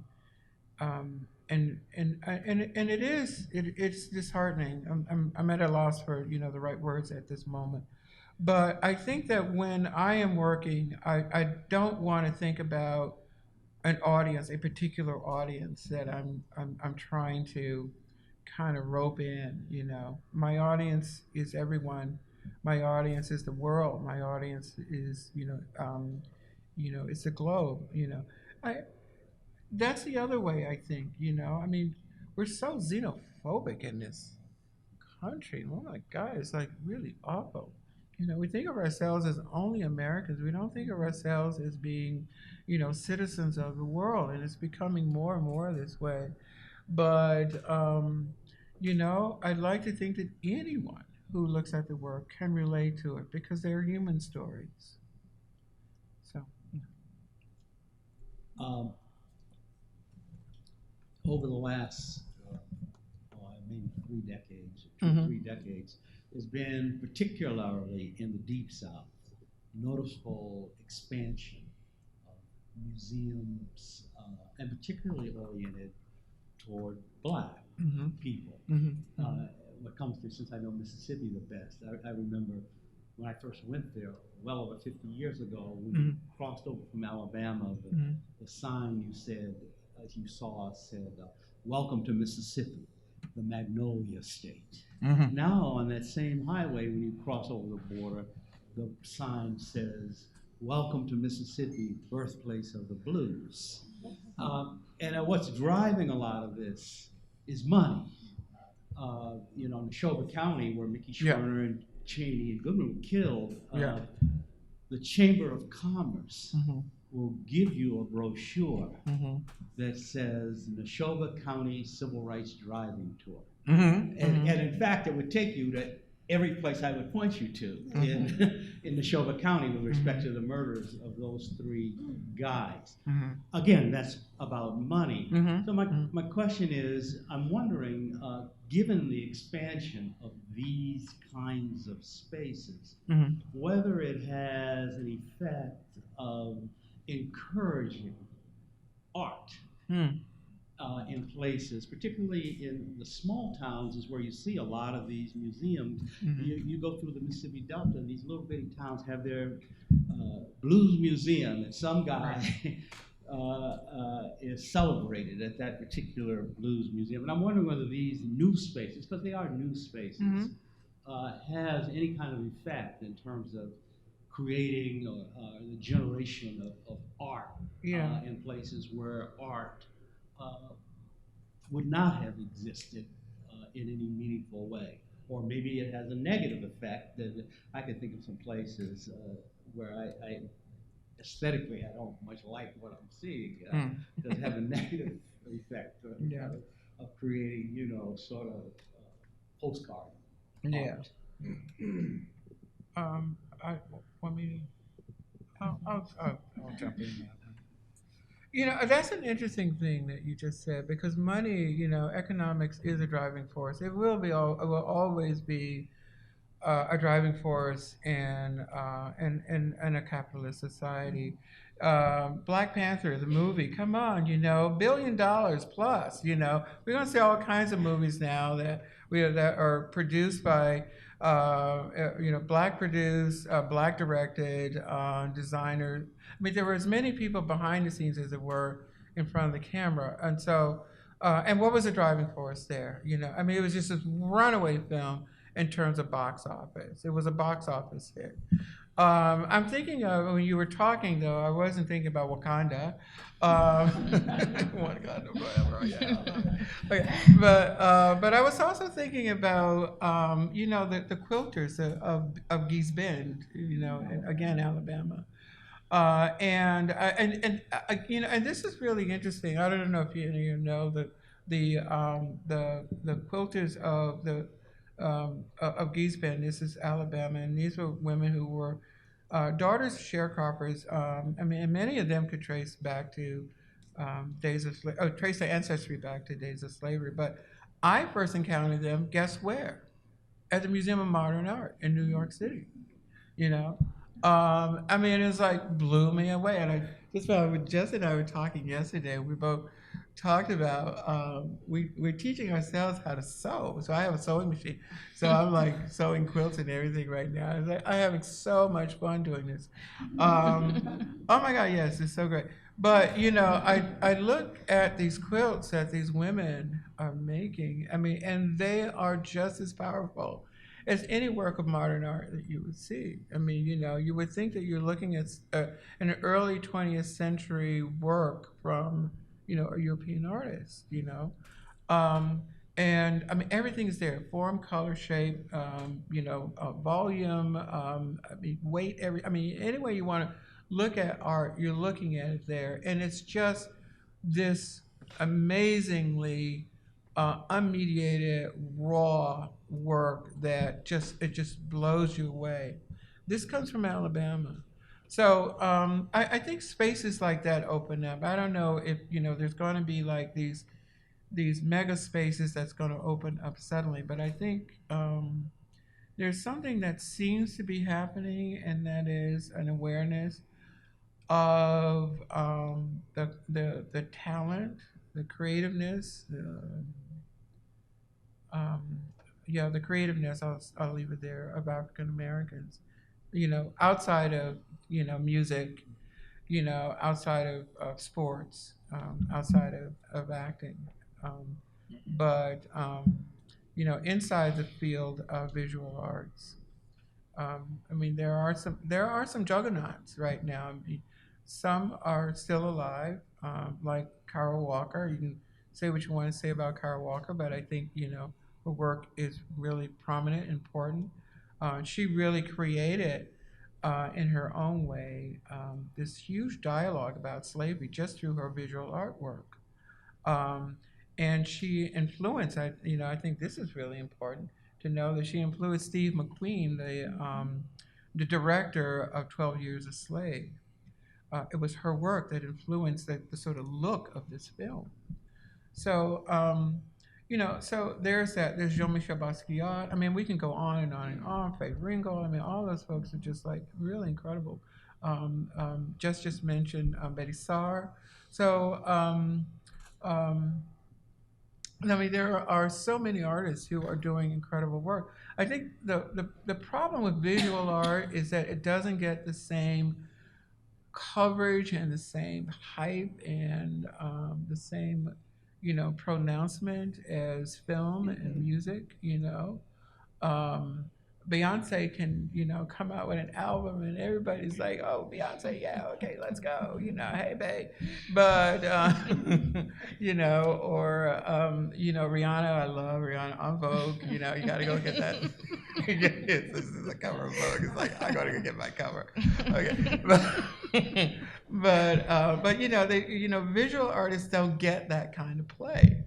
But they're there. They are showing at MoMA, they're showing at the Whitney, they're showing at the Guggenheim, they're at the Met, they're showing all over the world, and we just need to take the time to know about them. So yes, I think the answer is yes. Those spaces are being created. Yeah. Tony is giving that, like, shut him up. Yeah. Maybe time for one more question.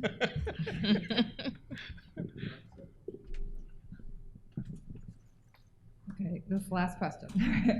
I'm sitting here thinking about the term or the identity or the label, I don't know what you want to call it, of public artists, and what that means to you.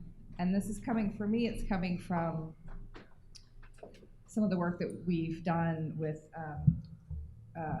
juveniles in a detention center in New Orleans. And we brought artists into the detention center to do workshops with the kids. And one of the sort of strong, even, the printmaker, from the printmaker to the artist who does big, huge murals, B. Mike, they were teaching these kids something about what it meant to be a public artist.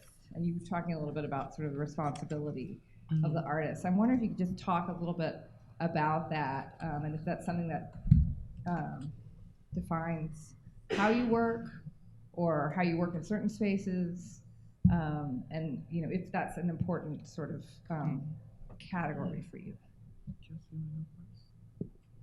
You can go first. Okay. Yeah, I think public art is it's a different ball game, I think, than working privately. I mean, some of the images you see here are really from my website, because there is a responsibility when you are doing public art. I see Barnaby just walked in, Barnaby Evans, and we're looking at the show that I mentioned earlier. Invisible Bodies, Disposable Cloth is moving to the Waterford Center for the Arts. It's very important that shows like this. We showed in 2016. We showed in 2017, 2018, just this past January, February. It's very important that you get it right, and we're not just putting photographs up, but it's well researched. There are a number of people, scholars on our team, who have researched the images, researched the information. We have to make sure that we're talking about something like Rhode Island textile and slavery. We have to get it right.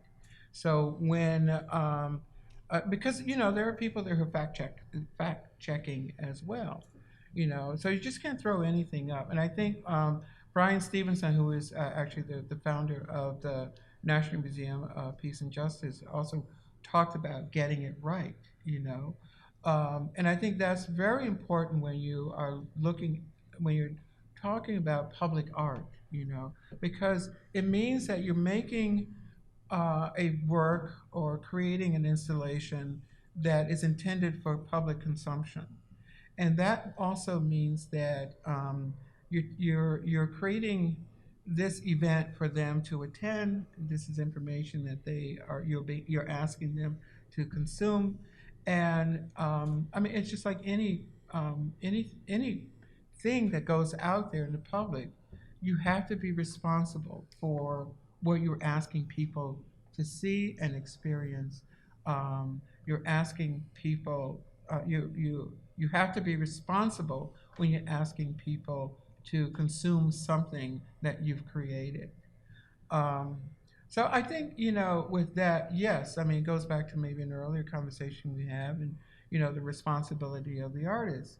I would say that if it is intended for the public, always, I mean, aesthetics is one thing, of course you want to make it as pleasing as you possibly can. You want to make it as attractive as you possibly can, but do the research, make sure that it's correct. And I cannot stress that more. I hope that answers your question. Very good question, by the way. Okay, I'll be really brief. I take just a slightly different approach to mine. I do not check the facts, unfortunately. I'm sorry.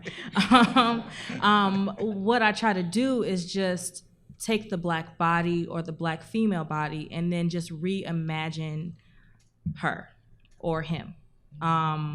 And it doesn't have to be right for me. It just it just comes to me. And facts are wonderful, when it's accurate and telling a specific truth that is perfect. But I want to tell a different narrative. I feel like a lot of the time, African descendants, the narrative gets kind of twisted or, pushed under the rug or not told fully, or, you find different stories. As a matter of fact, there's this one piece I did, and then after I tell this, I'll end it. I was watching some documentary, and it was about the Statue of Liberty. And I don't know if this is true or false, but they said that she was originally modeled after an African woman. I think she was an Egyptian woman. True. Oh, true. Okay, well, there you go. Because I kind of tried to look up facts, and I did not find any facts. I was just like, well, I don't know, but I'm going to run with it. America rejected it.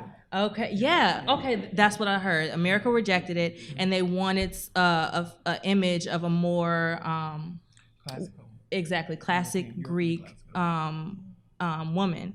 So I did a piece where I reimagined the Statue of Liberty as a Black woman and gave her like a Nigerian headpiece, and I had the slave ship behind her. And then another thing about the Statue of Liberty is that you don't see anywhere on the tour is that she has chains at her feet to celebrate the ending of slavery. And nowhere during the tour do they describe that. Nowhere do they tell you. In fact, the only time you can see it is if you're in a helicopter flying over the Statue of Liberty, which is appalling, because if this is this great monument for, slavery is done. We're great, but we don't acknowledge that. So I feel like for me as an artist, I have to, retell a story and tell it the right way or my way, whether it's correct or if I just want to do it just because. There's an image of my grandmother. I'll really end it after this. I'm sorry. I'll keep going.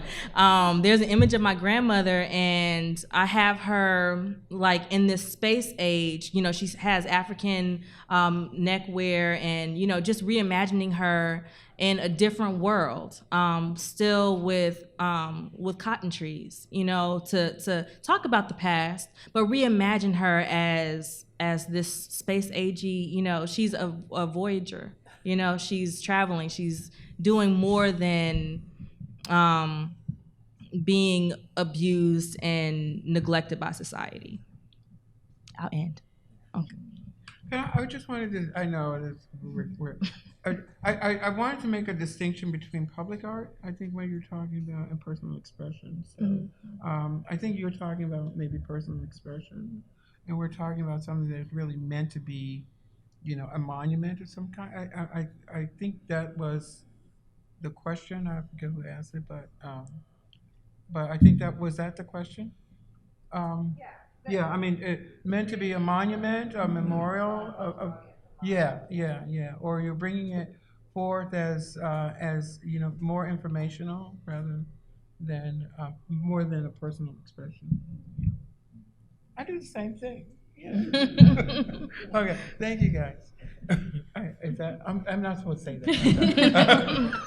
Actually, as we conclude, I thought that just like 5 minutes, but just really briefly, like 1 or 2 minutes, asking. I thought it'd be appropriate to end a conversation on this about thinking how artists think of the future and future audiences, especially with questions about memory and race and memorialization of histories of slavery, for example. So if you could just share a little bit more, just one briefly as a conclusion, how you think about your work as maybe future-oriented in future audiences. Where you'll go next. Where you'll go next. Where I go next. Well, I guess what I try to do now is just keep African American traditions and African traditions alive. In South Carolina, my family does a lot of basket weaving, and that's from West Africa. And when I was younger, it was a ton of women weaving baskets in the market. And now when you go at the slave market, it's only like, a handful. And, I'm trying to relearn so I can pass that down to my daughters. And also with quilting. My grandmother, she was a knitter. You always saw her with her yarn and she was just going. So trying to keep those things alive, Mm-hmm. I think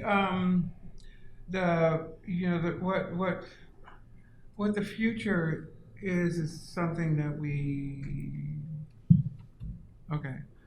I don't know. It's hard to answer that question. I think part of it has to do with the fact that I find that I'm telling the story again and again and again and again. It's sometimes the same story, or sometimes it's a variation of the same story. But I think those stories I think it's important. I just think that it's important to keep the conversation alive, to keep the dialogue alive, to keep the images and the memory on the minds of all Americans. I think that is the future. I think that is the best future that we might be able to envision. That the conversation should never die. The dialogue should never die, that we should all be engaged in what the future could hold for America that does not dwell on race, in the ways that it does now. Healing. Yeah. Healing. Yeah. Oh, there's a baby. Well, on that note, thank you again. We can have a round of applause for our panelists.